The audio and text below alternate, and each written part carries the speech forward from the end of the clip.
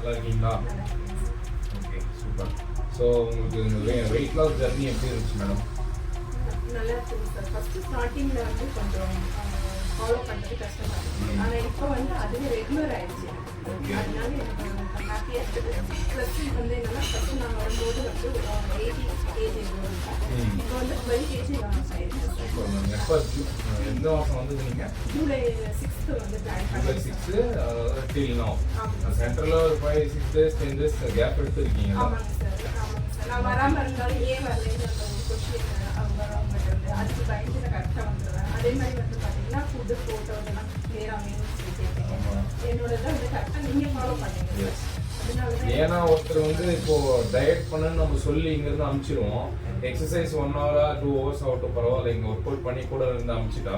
So அனுப்பிச்சிட்டு அவங்க routine full day வந்து என்ன ஆக்டிவிட்டியில் இருக்காங்க, சாப்பிட்றவங்களா இல்லையா கரெக்டாக, அதெல்லாம் அதுக்காக தான் நான் உங்ககிட்ட அந்த டைம் ஃபோட்டோவோட ஸோ நான் ஒரு ப்ரூஃபாக அது கேட்டால் தான் நீங்கள் வந்து அதை ஃபாலோ பண்ணுவீங்கன்றதுக்காக நான் கேட்டேன். ஸோ அதுதான் உங்களுக்கு ஹெல்ப்பாக இருக்கும். ஸோ அது ஒரு பயத்தோடு இல்லாமல் நம்ம ஹெல்த்துக்காக தான் சொல்கிறேன்றது மாதிரி நீங்களும் ஃபோட்டோ எடுத்து இன்ட்ரெஸ்ட்டாக பண்ணதுனால வெயிட் லாஸ் ஆகிடுச்சு. ஸோ நீங்கள் உங்களோட எஃபெக்ட் இருக்குது, பரவாயில்ல.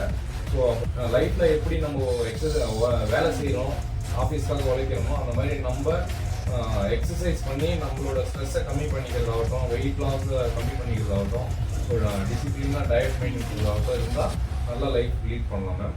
ஸோ இதே மாதிரி ஃபிட்னஸ் நல்லா ஃபாலோ பண்ணுங்க.